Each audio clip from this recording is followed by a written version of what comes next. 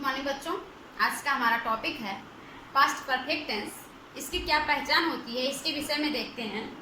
ऐसे वाक्यों के अंत में चुका था, चुकी थी, चुके थे, लिया था, दिया था इत्यादि शब्द लगा रहता है तथा इसकी सहायक क्रिया हैड होती है जो सभी कर्ताओं के साथ प्रयोग होती है।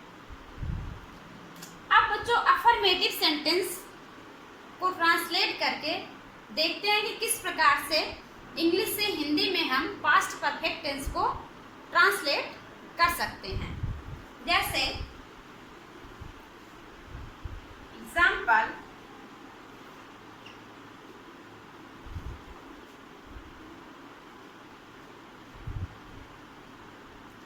वह खाना खा चुका था।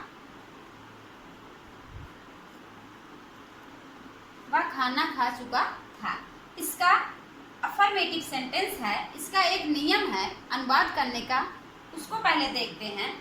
सबसे पहले सब्जेक्ट, फिर had,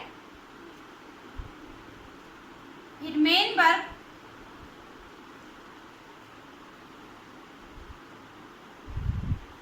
third form, object, other. अनुवाद करने का ये नियम है। इसी नियम के अनुसार हम अफर्मेटिव सेंटेंस का अनुवाद करेंगे पास्ट परफेक्ट टेंस का। सबसे पहले लिखते हैं सब्जेक्ट। सब्जेक्ट क्या है? ही है। ही लिख दिया गया। अब सहायक क्रिया हैड लगाएंगे। इस पास्ट परफेक्ट टेंस में बच्चों एक ही सहायक क्रिया, एक ही हेल्पिंग वर्ब है जो कि हैड है।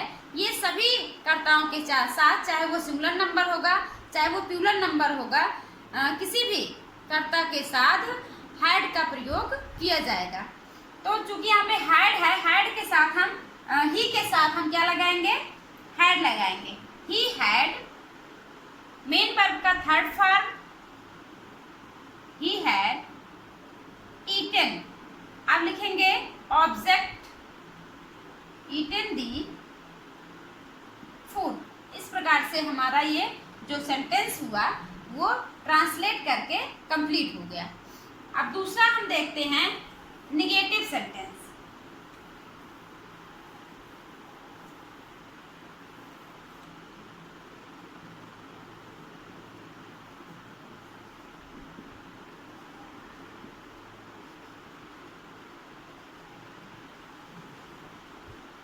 निगेटिव सेंटेंस का अनुवाद करने का क्या नियम है, पहले इसको लिखते हैं, उसके बाद हम उदाहरण लिखते हैं। सबसे पहले सब्जेक्ट,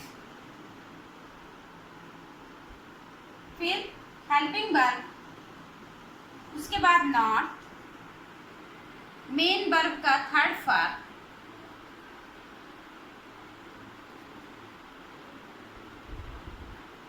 ऑब्जेक्ट,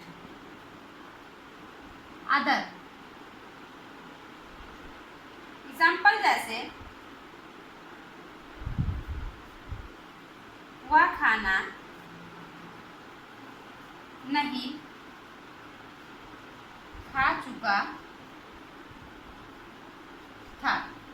इस सेंटेंस लिखा हुआ है। अब इस सेंटेंस को ट्रांसलेट करना है तो सबसे पहले तो हम नियम देखते हैं। जब नियम देखेंगे तभी हम आसानी से इसका अनुवाद कर पाएंगे। सबसे पहले हमको सब्जेक्ट लिखना है। सब्जेक्ट यह क्या है? ही है। उसके बाद सहायक क्रिया लिखना है जो कि हैड है। अब नेगेटिव होने के कारण हमें क्या लगा देना है? नॉट। अब मेन वर्ब का थर्ड फॉर्म, मेन वर्ब है, इसका थर्ड फॉर्म क्या हो जाएगा? Eaten. He had not eaten. उसके बाद हमको क्या लगाना है? ऑब्जेक्ट। ऑब्जेक्ट क्या है? खाना। He had not eaten the food लिखते हैं। ये निगेटिव सेंटेंस हो गया। अब बारी आती है इंट्रोगेटिव सेंटेंस की।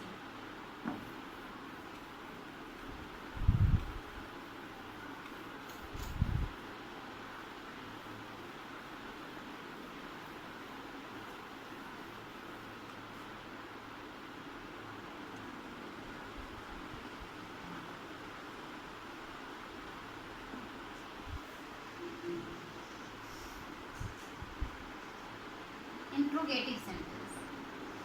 एग्जाम्पल जैसे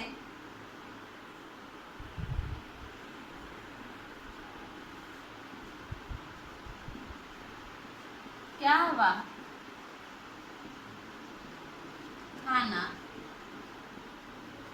खा चुका था। क्वेश्चन मार्क लगाएंगे लास्ट में। प्रश्नसूचक होने की वजह से सेंटेंस जब खत्म होता है तो हम लास्ट में क्वेश्चन मार्क लगाते हैं। तो जब सबसे पहले यह है तो नियम क्या होता है, सबसे पहले लिखते हैं हम सहायक क्रिया, सहायक क्रिया, फिर सब्जेक्ट, फिर मेन वर्ब का थर्ड फॉर्म,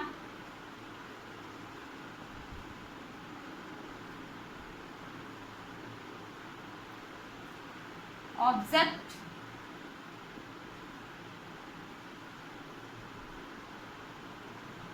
इस नियम के अनुसार हम इंट्रोगेटिव सेंटेंस, पास्ट परफेक्ट का इंट्रोगेटिव सेंटेंस जो है इसको ट्रांसलेट करेंगे।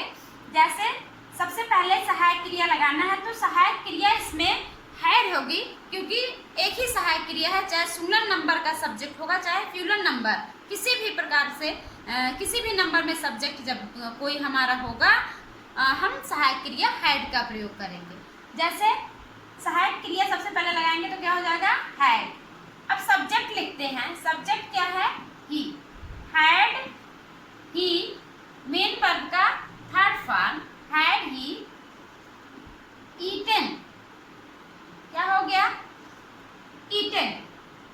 अब सब्जेक्ट सहायक क्रिया, सब्जेक्ट मेन वर्ब हो गया, इसका थर्ड फॉर्म हो गया, अब क्या बचा, ऑब्जेक्ट। ऑब्जेक्ट क्या है, खाना, had he eaten the food. इस तरह से हम लास्ट में ट्रांसलेट करने के बाद क्वेश्चन मार्क लगा देते हैं।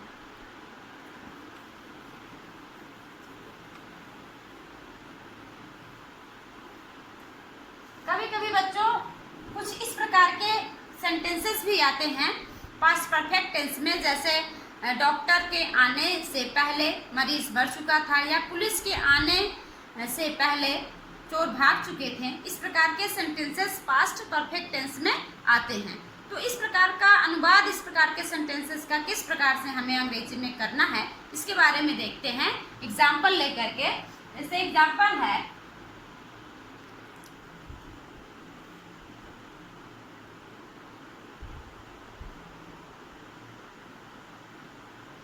पुलिस के आने से पहले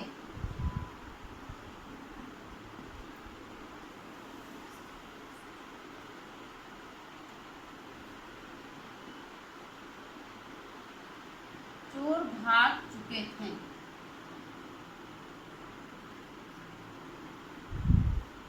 ये सेंटेंस है बच्चों, ये दो भागों में है और दोनों भागों को पहले जैसे शब्द से जोड़ा गया है। जब सेंटेंस में पहले शब्द आए तो, पहले लिखा हुआ हो तो, जो कार्य सबसे पहले खत्म हो रहा हो उसको हम पास्ट परफेक्ट टेंस में बदलते हैं, और जो बाद में हो रहा हो जो कार्य उसको हम पास्ट इंडेफिनिट में बदलते हैं। कब, जब बीच में पहले जैसा शब्द आया हुआ हो तो। सबसे पहले चोर भाग चुका था या भाग चुके थे, इसका अनुवाद करते हैं, दी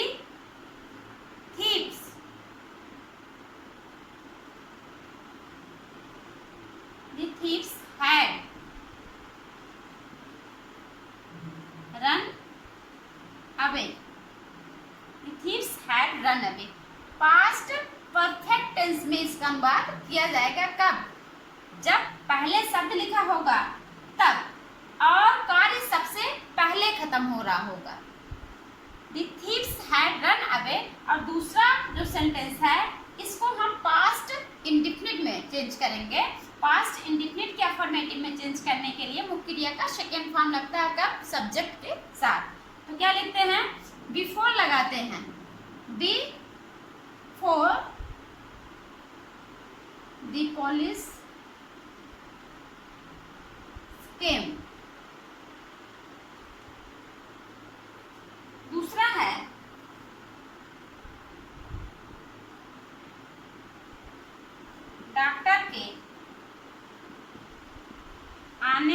पहले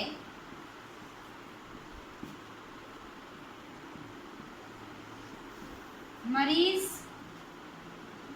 मर चुका था।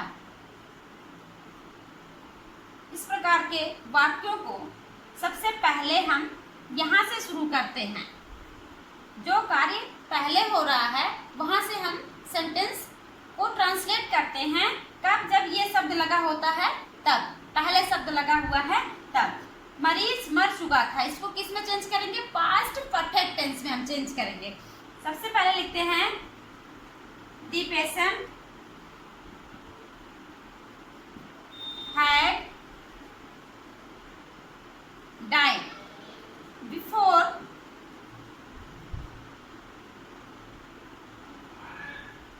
the doctor